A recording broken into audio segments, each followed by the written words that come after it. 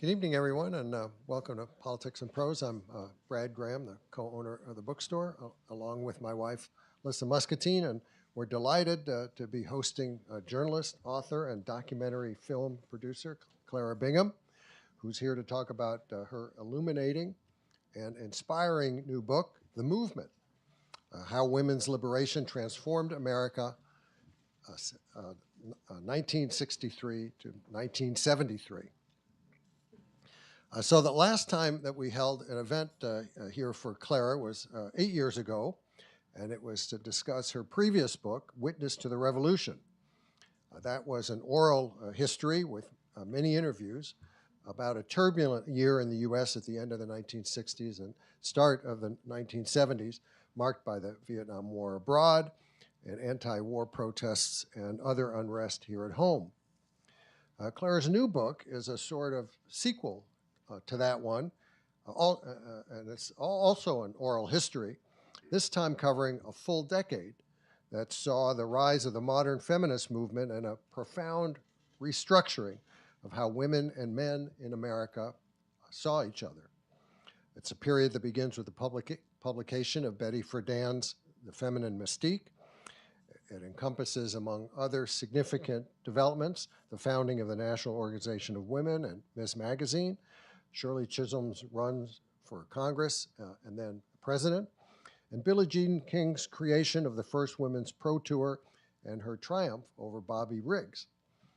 And the decade covered in the book ends with the Supreme Court's Roe v. Wade decision in 1973 legalizing abortion.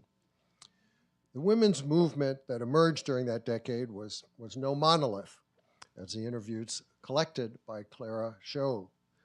The voices Clara has highlighted are diverse and often reflect the famously quarrelsome nature of the women's movement, its factionalism, competing agendas, and personal attacks.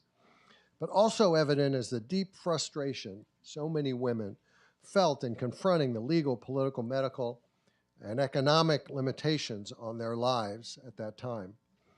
Clara's book underscores as well the inextricable links of the women's movement to the civil rights cause and the vital role that was played by activists of color. This book's truly a great feat of research and a valuable historical resource. It offers lots of explanation and insight and reminds us, as Clara says in the introduction, of the colossal debt we owe those early champions of the movement. There's really so much to discuss this evening. And guiding the discussion with Clara will be Betsy Griffith, author, activist, and herself an expert on American women's history. In addition to Betsy's work with the National Women's Political Caucus and the Women's Campaign Fund, she was an innovative leader in women's education when she headed the Madeira School in McLean for 22 years. She's also a member of the Veteran Feminists of America. And here at P&P, she's been a popular teacher of our courses on women's history, and something she also does for the Smithsonian. And she's written two excellent books, one in her own right about suffragist Elisabeth Cady Stanton, and the other, Formidable, which came out a couple of years ago, about the roles of women over the past century in securing voting rights, ending racial violence, and improving the lives of women. These days, you can read Betsy's essays about women online on Substack in posts called Pink Threads. So please join me in welcoming Clara Bingham and Betsy Griffith.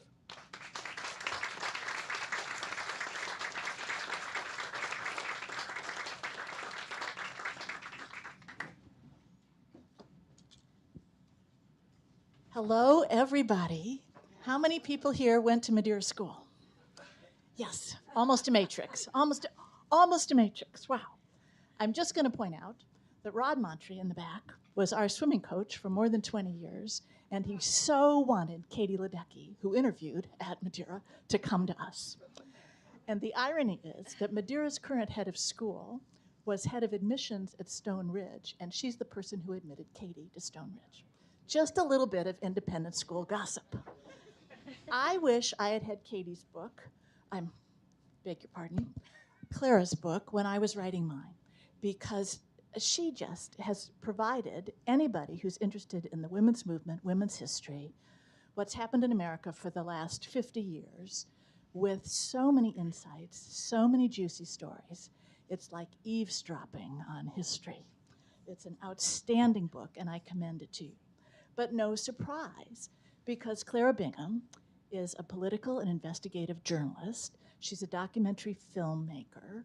She's, well, she's a Madeira alum, of course, but she's a most accomplished person, and she demonstrates the intelligence and curiosity that journalists bring to the study of history, and we rely on them, of course, to write that first draft. Thank you. Thank you. Got it now? Those of you in the back, your responsibility is to wave madly when I slip the mic. So I hope you all heard many encomiums for Clara and the work that she's done in this book. It is very impressive. But Brad left out of her introduction what she was doing as a stringer for UPI in Papua New Guinea. I want to know when, where, why that happened. You really dug into my Wikipedia. Actually, it's the Madeira archives. So what were you doing in New Guinea? Don't duck the question. Well, I'll give you the G-rated answer. I was a stringer at UPI for UPI covering their election and living with a very dashing Australian adventure travel guide and going all over the country in helicopters picking up votes from different villages. It was fantastic. It was fascinating. What year was this? It was 1987. So before you were press secretary for the Dukakis campaign, or covered the White House for Newsweek under the first President Bush. Papua New Guinea was much more fun. I can only imagine. So Brad, in introducing Clara, gave the scope of this book, 1963 to 1973, a dense decade of American women's history. He noted 1963, the publication of the Feminine Mystique, also passage of the Equal Pay Act, and the report of the President's Commission on the Status of Women was the first time the government had acknowledged the extent of discrimination against women. But because of long-standing antipathy among Democrats, mostly labor Democrats, to an equal rights amendment, they said there's tons of discrimination which we can document, but we do not need an equal rights amendment to solve this problem. 1963 is also the year Clara was born. So what might be autobiography to some of us, she can look at as history. So from 1963 to 1973, what's going on in America? You picked, as I say, a dense decade to tackle. It was a bear. First of all, thank you, Brad and Betsy, for Can you all hear being Clara? here. 63 to 73 was just the most volatile, fascinating period of change in America. And the book starts in 63 with Betty Friedan's book and also with the President's Commission on Women. And it was also the middle of the civil rights movement in the South. And the civil rights movement had a huge impact on the feminist movement. So many feminist activists came out of the civil rights movement and they were in Mississippi, they were registering voters, they were working for SNCC and CORE and all of those organizations. And then by the mid-60s, the Vietnam War kicked in, and that created a whole new, part of the protest movement. And so many women as well were involved in the anti-war movement and in SDS, Student for Democratic Society. And so by the end of the 60s, there became this moment where so many women who were in all of these protest organizations who were fighting for justice realized that they weren't being treated equally by their comrades. And they, one by one, left the, very male-dominated, very macho groups and started their own. And by 1973, the women's movement really started to become mainstream. So this book really is about the emergence of this new movement. And what I tried to really show everyone was before the second wave feminists, the first waves being the suffragists. Before that, women really, for the entire trajectory of human history, had not had a moment, except for maybe the Amazons in ancient Greece, where they had any sort of real power and equality. And so this was the first time in human history that women were demanding change, and they actually got it. And I call them second wave warriors. I actually want to point out one of them who was in the audience, Mary Jean Collins. Would you mind standing up? Mary Jean, she's a hero. Mary Jean was an early member of NOW and the president of the NOW Chicago chapter, and later went on to run NOW as a vice president. But she was there the very early days when NOW was considered, it started in 1966, the NAACP for women. And I don't need to go on much more, but maybe that answers your question. So this, the second wave was really a tsunami, and it happened before anybody really knew anything about the first wave, because women's history had not been recorded. It had been forgotten, neglected. It really didn't become an academic field until just about the end of this era that Clara is describing in the 1970s, early 1970s. And one of the reasons that women's history took a long time to get itself organized was the lack of sources, because no one had valued women's voices. They hadn't saved their letters or their journals. There had been very little coverage of them, minor coverage in newspapers. So you need the building blocks of sources. So what Clara has given us, this depth of oral history, will make an enormous contribution to history. You note that the women in this era, the women who were mostly quoted in the newspapers or covered, were East Coast women with college degrees who had access to news sources. Similarly, the women whose records might have been saved historically were women like Abigail Adams, really only because her husband was out of town, so there were lots of letters, and then he became famous, so they saved her letters too. But most women were illiterate, were too poor to own paper and pen, and were exhausted, so had no leisure to do that. So your contribution is enormous to the present and future of women's history, because they're going to be able to rely on your book. How did you find your sources? What did you ask them?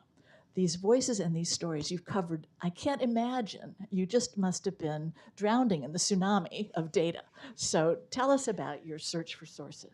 Well, it was an amazing adventure. And I interviewed over 100 women. Actually, I counted about almost 120 women. Their ages ranged between 75 and 97. And I felt so strongly about catching them before it was too late, and getting them to tell me as much as they could about their lives and how their lives changed, during this period of time. And I started with Susan Brown Miller, because I live in New York City, and she was one of the great chroniclers of the movement, the New York part of the movement. She wrote for the Village Voice, and she lived in the West Village, and it was this moment of meeting the Oracle, and she was my first stop. And I then just went person to person, depending on who the last person was that I interviewed. It was very, by hook or by crook. But I also decided what events I wanted to focus on. So then I would find out who was there, find out who was alive, track them down. And before COVID, I started the book in September of 2019, so it took me a while to do it. I traveled all over the country. And then I moved into Zoom, which was also very efficient, but didn't have the texture.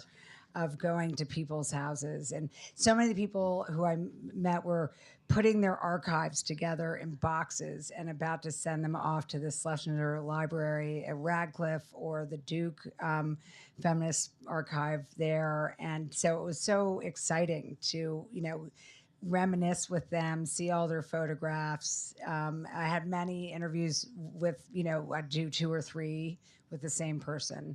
One of my favorite interview stories is I really wanted to find Frances Beale, who invented intersectionality. She wrote in 1968 a manifesto called Double Jeopardy: To Be Black and a Woman. And it was incredibly important manifesto. Everybody read it and has been in lots of anthologies since.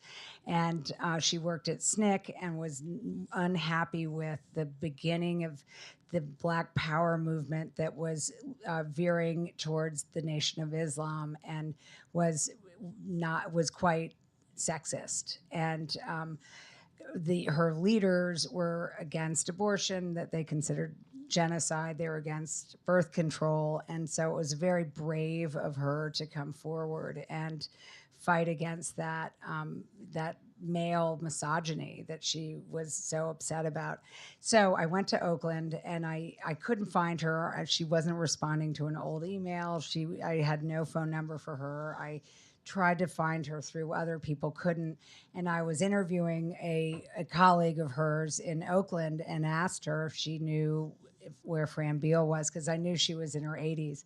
And she said, she picked up the phone and said, "Fran, where are you? Okay." And so I went straight over she was living in a senior living facility.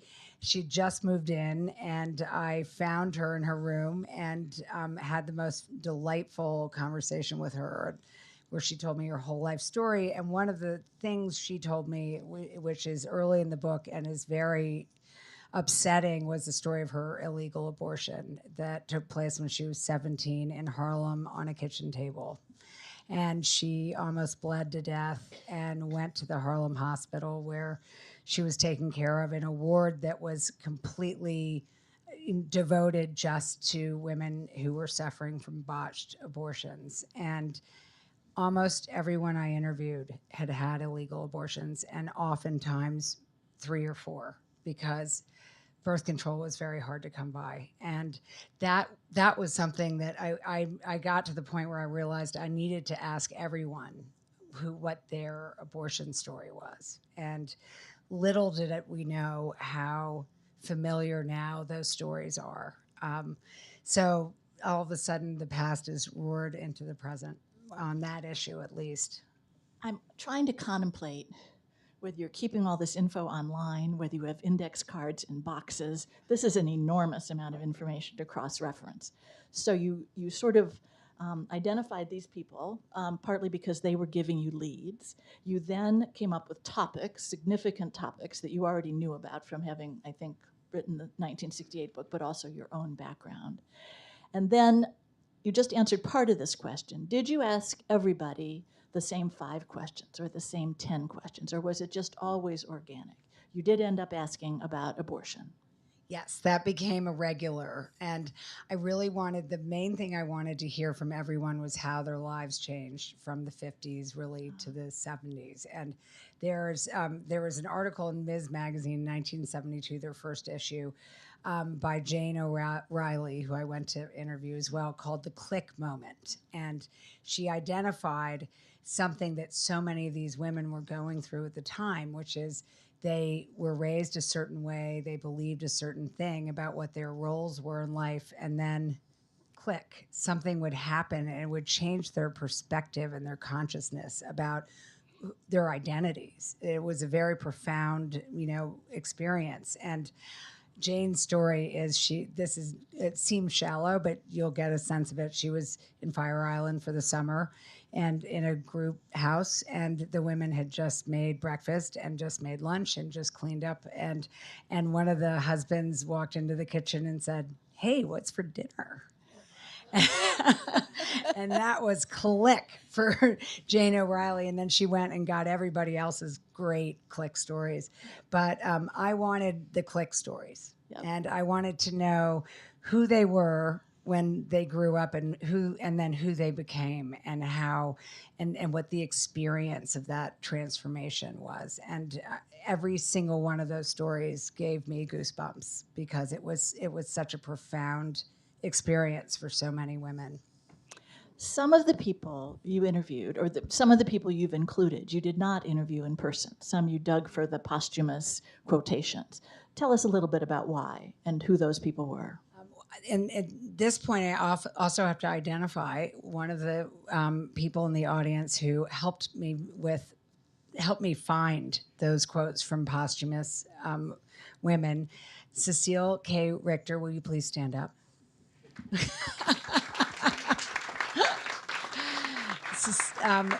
So many of the really important founders of this movement were no longer alive, and what I needed was their first person voice, and that was hard to come by. If they'd written a memoir, that really helped.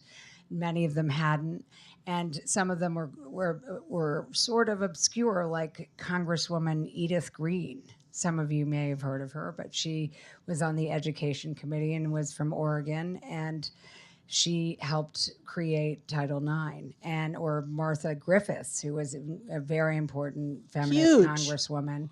And Cecile was able to dig into the Library of Congress archive and the National Archives to find interviews with them that really, I think, had been collecting a lot of dust. And they were all interviewed right after they left office, so they were fresh. And I began to realize that actually these archived interviews were very useful, because I was asking people to remember things that happened 50 years ago. And so Smith, for example, and the Schlesinger Library also had oral history projects where they had sent out people to interview people. Mostly it was in the 90s and the aughts, and so their memories were very fresh. So even for people who I interviewed in person, I began to rely on the archives almost just as much.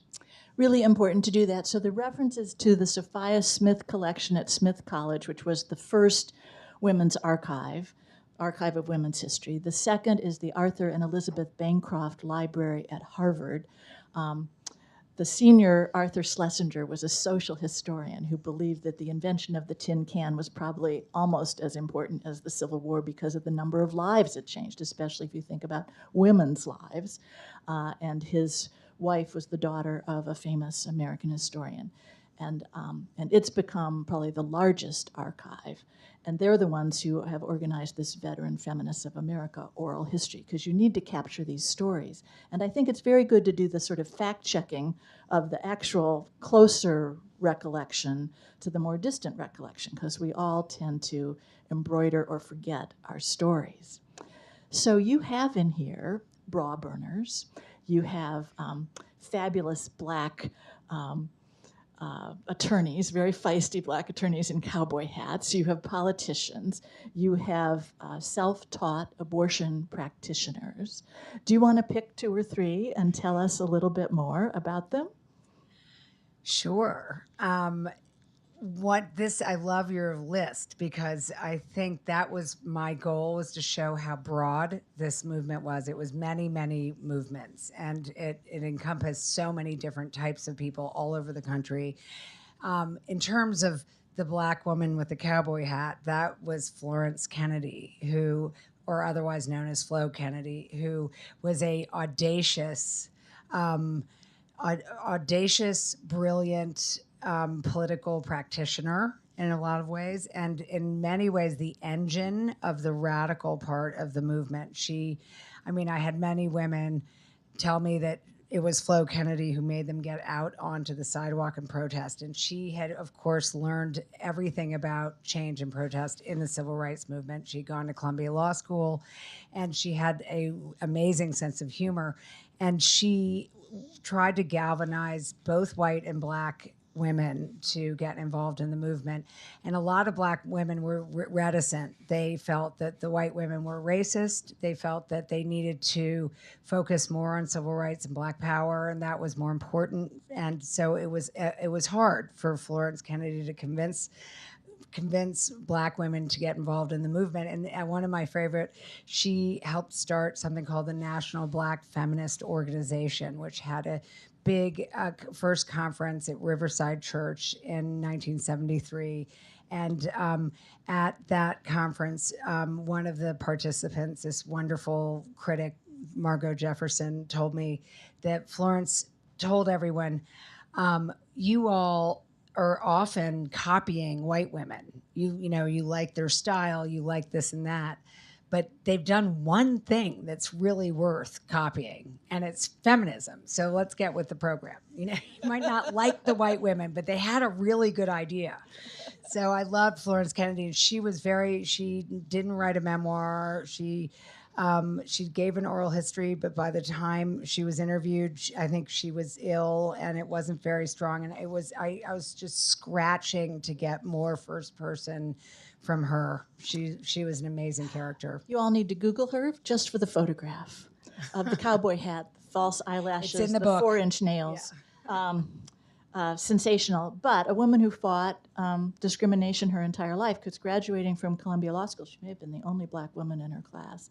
In the early 1950s, no law firm was hiring her, so she starts her own firm, and she represents people like Billie Holiday when she's, dying and chained to the hospital bed, inappropriately arrested for whatever it was she had done. But Florence Flo Kennedy was a force. She also was this willingness to ally. Coming out of deeply rooted racism in America was not commonplace.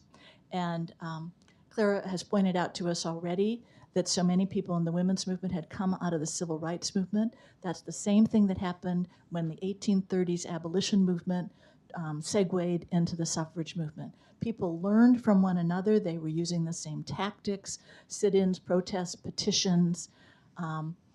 White women, I don't think, ever sacrificed quite so much as Black women in terms of physical risk and the kind of moral and courage, physical courage that it took. But when Gloria Steinem, who we all think of as a rock star still today, first came on the scene, she was uncomfortable speaking in public, and she was also in tune as a New Yorker to these various threads of feminism.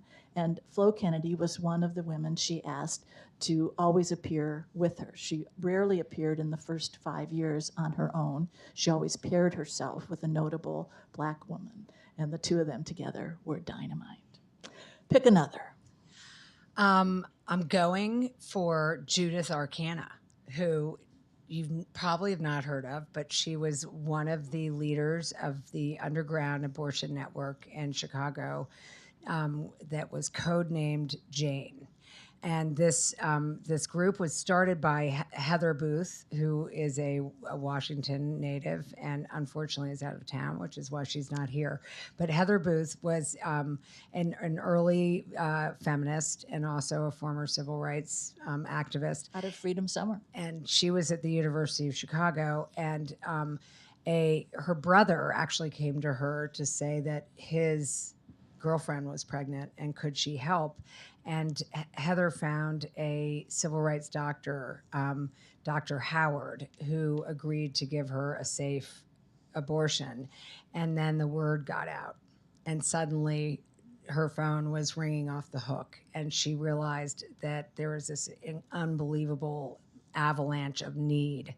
And so she said, if you call me Jane. And then people were calling Jane all the time, and she needed compatriots, and the group built and built and built. And Judith Arcana came in probably around 1970, and she, along with a handful of other women, began training with the abortion doctor they had hired, who they later found out was actually not a doctor. He had been trained by the mafia. The mafia ran a lot of the illegal abortion rings, but he was providing safe abortions, and they realized it actually wasn't that hard to do. And so Judith Arcana, with about 6 other women, learned how to conduct abortions. The doctor that they had relied on left, and they did it themselves. Wow. Thousands of them. And women traveled from all over the Midwest to go because they knew that. And they were all about empowering their patients and being empathetic and explaining what was happening to them, because so many women would have horrible experiences, blindfolded, sexually abused, and it was always a terrible experience. And so they wanted this to be really about women's health care and women's empowerment. And then they were arrested. The first Chicago 7 were the Janes. Exactly. And they were called the Abortion 7, and they were arrested in 1972, and it was a crazy sting. That's in the book. It's one of the more fun, dramatic chapters. Judith had just had a baby. She was breastfeeding. She had to release her milk in the jail cell sink. And they finally got out, and then Roe v. Wade was passed about 6 months later, so their case was dropped. But they were all of them looking at about 10 years of jail. It's a very dramatic story. So you all have probably heard the anecdote when Elisabeth Warren was first organizing her consumer group. She said, "Who in America really knows how to organize?" And they said, "Heather Booth." And they made up that tie. So the original title of your book was F is for Feminism, which I frankly love. And so I'm curious about why you changed. But answer that also by addressing your subtitle relates to liberation.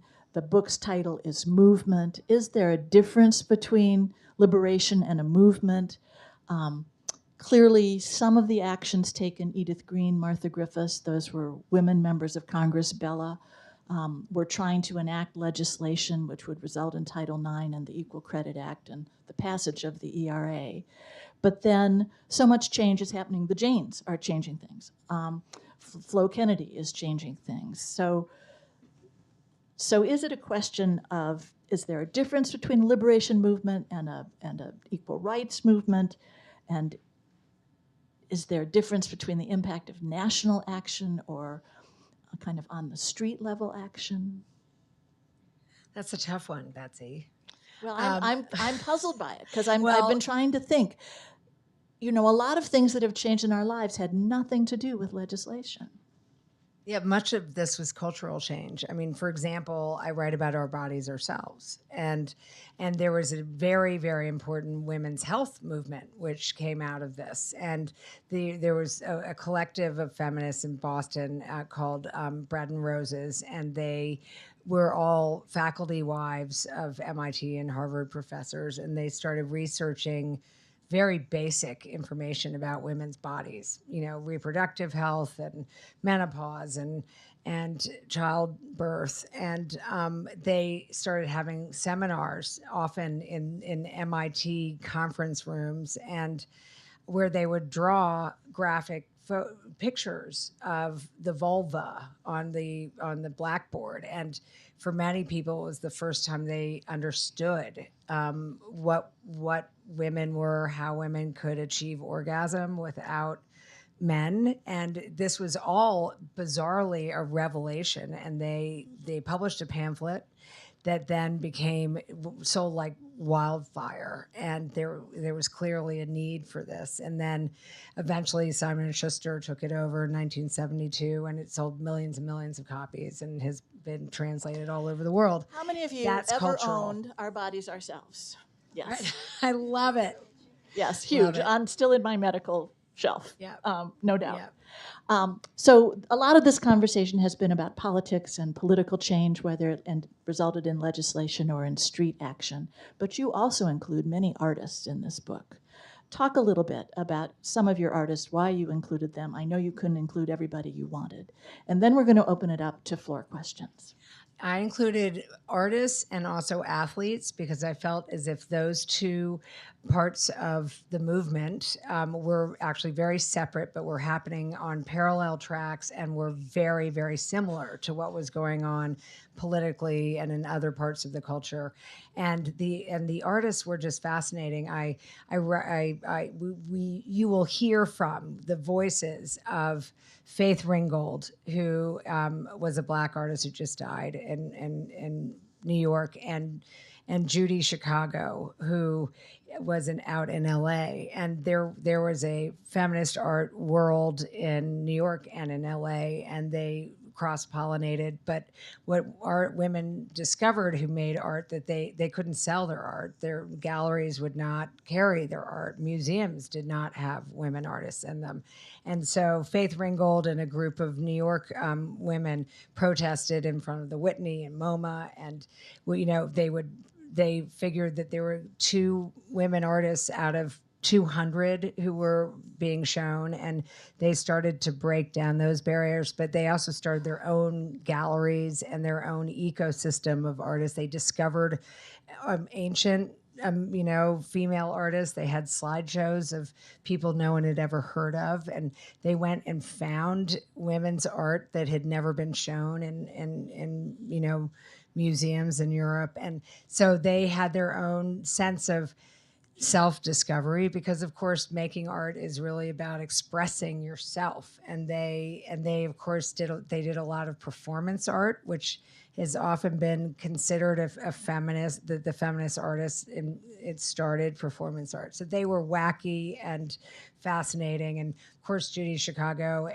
is now selling her paintings for millions and millions of dollars after 50 years of being ignored. And same with Faith Ringgold. So and Howard Dina Pindell, I interviewed, her paintings are worth millions now. So it's so amazing to see what's happened over the years with them. And same with the athletes. Well, I can't resist a question during the Olympics about the athletes. So say something about women in sports.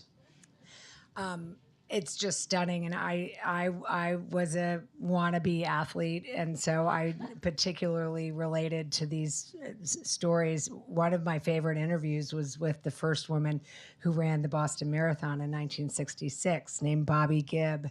And she just was a natural runner. She loved running, and she would run with her dogs in the woods, and she lived in Boston, and her father took her to the marathon in 1965.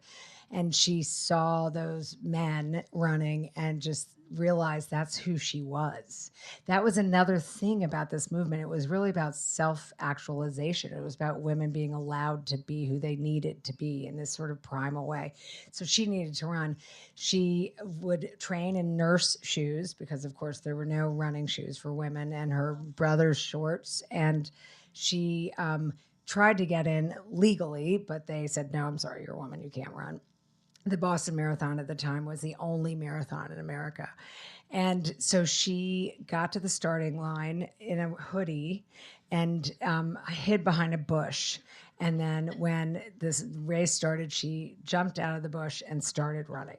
And halfway through, she got hot, so she had to take off her hoodie, which revealed her gender. And the men racing with her were really supportive, so they protected her from the officials who wanted to pull her out. And they got to Wellesley. And Wellesley is sort of the pinnacle of the Boston Marathon, and all the Wellesley students often come out and cheer, and they create a human tunnel for the runners to run through. And at that point, the word was out that there was a woman running the marathon. And all of the Wellesley girls went bananas, and they started singing Ave Maria. And it was this moment, and Bobby realized that she just thought she had done it to run. But then she realized how important it was, that she was actually showing the world that women are not physical weaklings. Women weren't allowed to run marathons because they were told by their doctors their uteruses would fall out, that it was dangerous to run long distance. And it wasn't legal until 1974. And the Olympics didn't allow marathon until 1984.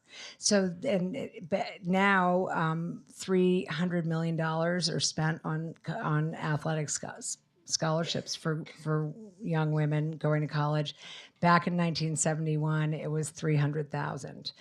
Women just didn't play sports. And so that blew open an entire world. And we've been witnessing it all week with the triumph of so many women Olympians. One more historic footnote: male interest in female uteruses is more than sexual. In 1872, the head of the Harvard Medical School said that if women went to college, if they used their brains, their uterus would shrink. The floor is open to questions. Please line up right over there. Start with a uterus question.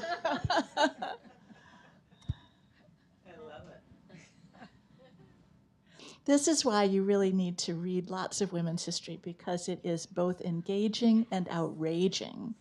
And Clara's book is a wonderful place to start. And so is Formidable, which is a formidable work because it covers the whole 100-year period. I don't know how you did it. I think we both tried to shove in the names of every woman we knew in those eras.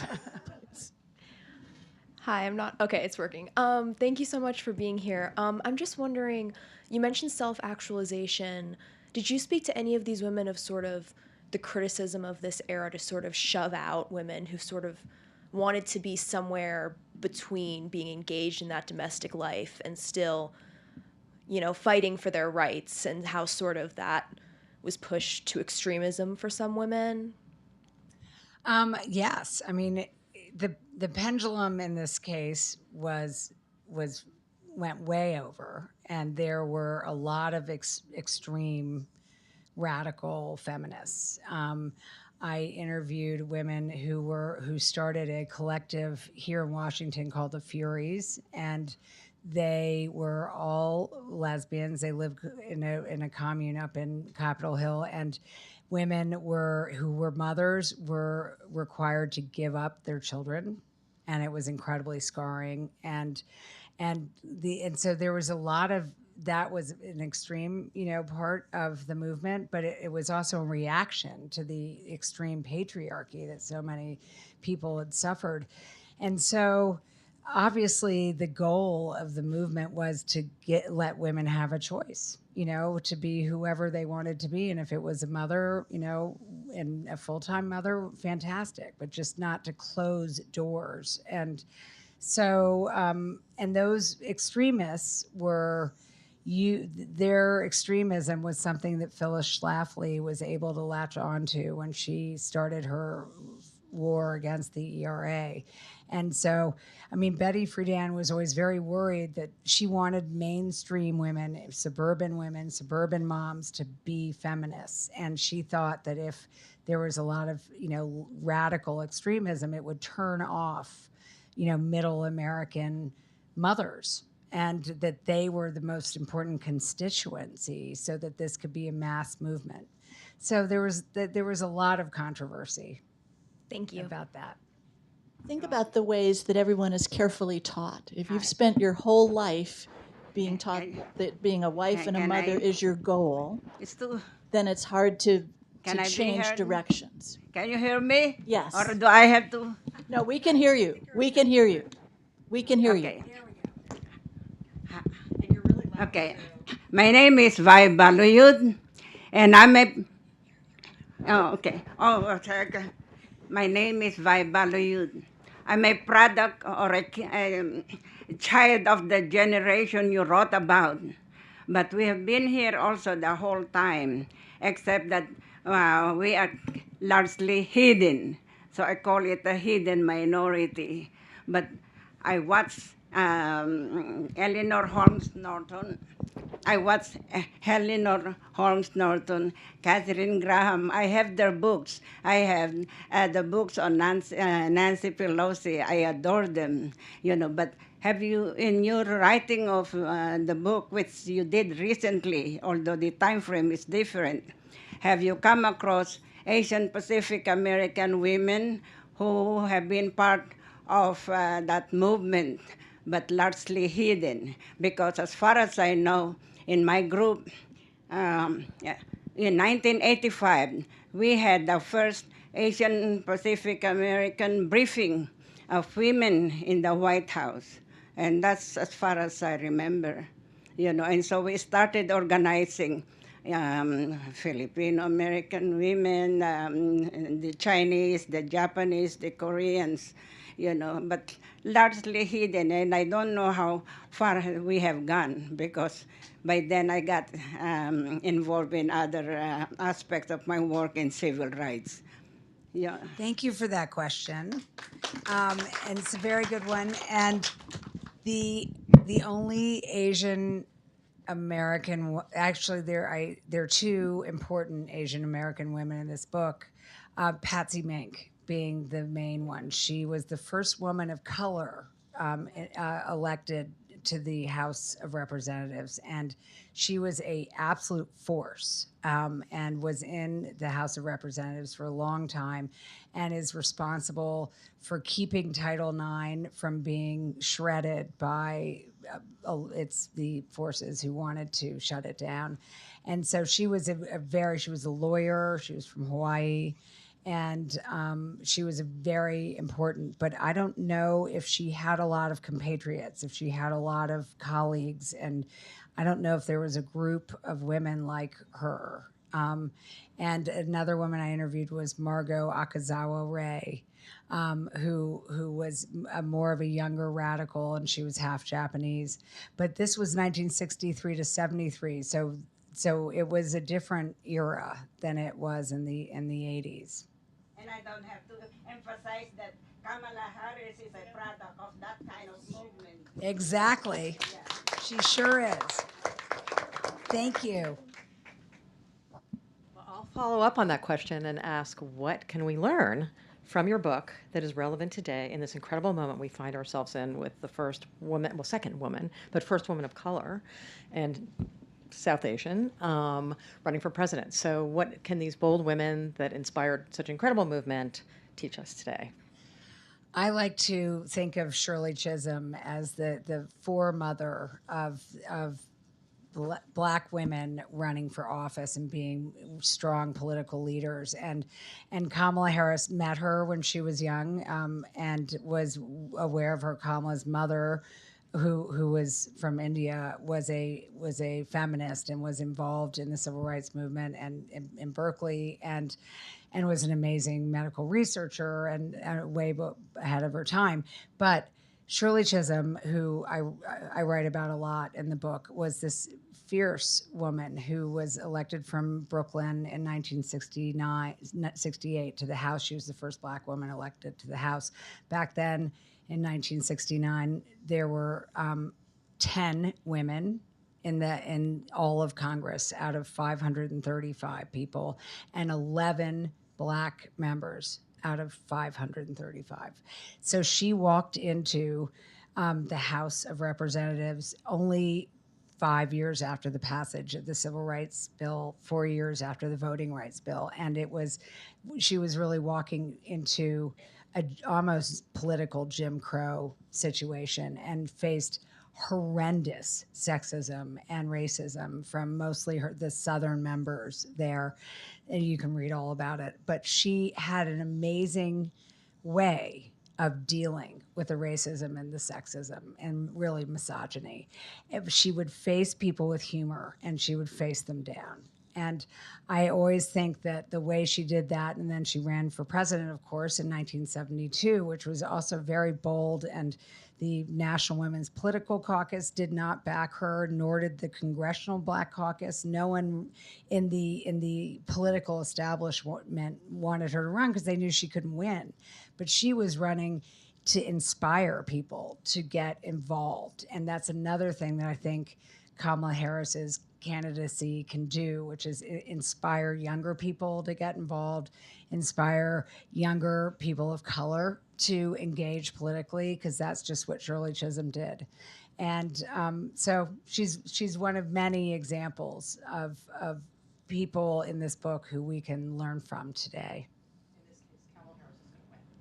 Right. Of course she's going to win. If you didn't hear it, Unlike Shirley. vote here for Kamala Harris winning, of course.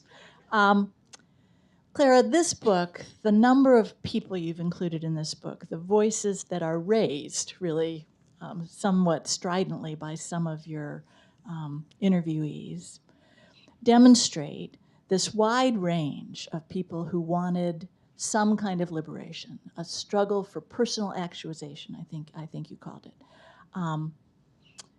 And those different points of view allowed for divisions, which in some ways weakened the success of the women's movement. By the end of the 1970s, The parties were polarized.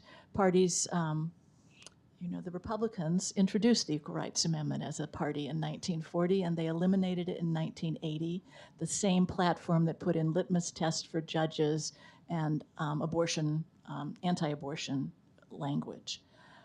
So these divisions kept people apart, not only on a political spectrum, on a racial spectrum, on a more multi-ethnic and sort of cross-class spectrum. So where do you think we are today? I love that we have all these people coming out for Kamala, between the white dudes and the black sorority sisters and all the rest of us for Kamala. But that sort of demonstrates that we're all in pockets. So how do we become, a force for change, another movement for self-actualization and equal rights for everybody? What have you observed? What have you learned? Well, I look at the Dobbs decision in June of 2022 as a moment that has woken up so many women, and especially younger women, to how important it is to get engaged politically. And so I've been hopeful that the surge of activism around reproductive rights will actually coalesce what has been a pretty fractured women's movement, and I really think that it could happen. And I think that because of so many people from all over the country galvanizing to try to change those laws in the 14 banned states, this is a real moment for a new movement that can be very powerful politically. And then we have Kamala Harris at the helm to lead it. And by having a woman of color at the helm, I think that's going to be very healing for the movement, and in a way that it wasn't with Hillary. And so I think that also will bring together women of all races for the first time, probably under the same. Because this is a problem that no matter who you are, all women have. So that's my hope. Mine too. The New York Times reviewed Clara's book this weekend and referred to it as rollicking good fun. Now, as a veteran of that women's movement of the 1970s, I don't remember that much fun. But I remember a lot of optimism. We thought change was possible, and I think that's one of the things that this current moment has recaptured. And I hope you're exactly right, that the Kamala campaign may be what creates the new alliance that's bringing lots of people together, and we aren't in as many pockets. So could you just give us one example of the rollicking good fun, and then we'll take the last question. Oh, boy. One of the great moments, I think, in the movement that was very fun was on the 50th anniversary of suffrage. Over 1 million women participated in, were you there? Yeah. On the Women's Strike for Equality. And Mary Jean Collins organized it in Chicago, and it was a very big strike there. People took the whole day off of work. And in New York, women took over all of Fifth Avenue, and in just scores of them, thousands, over 50,000, marched all the way down Fifth Avenue to Bryant Park. And they were from every part of the movement, and they were having so much fun. And secretaries piled out of their buildings and, abandoned their typewriters for the day. And there were suffragists there as well. So it was all ages, all classes, all colors. And I think it was maybe one of the more joyous moments, and even the moment when the movement went viral and became mainstream. So that chapter is a lot of fun to read. So Betty Friedan was head of Now then, and organized the march without really telling Now that she was doing it or getting the permits. And so when she starts marching down Fifth Avenue, the police have not cleared the traffic. There aren't any barricades. There's nothing. They're supposed to stick to the sidewalk, but so many women turn out that they fill Fifth Avenue. And their goal is, can't remember, maybe Bryant Park, maybe farther down, and she's going to speak. But she's late for speaking because she went to get her hair done. It is just so. Betty's a good symbol of being caught in the middle, raised in one generation and leading the next. But it was energizing, it was powerful, and it also had a somewhat negative effect on the Equal Rights Amendment, which was before the Congress. And some people speculate that we lost in the Senate because of the march. We would have lost in the Senate no matter what because of the Senate Judiciary Committee and the Southerners. Please. Last question. Okay, congratulations. I am so Thank you, happy Maria. for you. And your book couldn't have come at a better time. Your timing is impeccable. I planned it. Of course you did.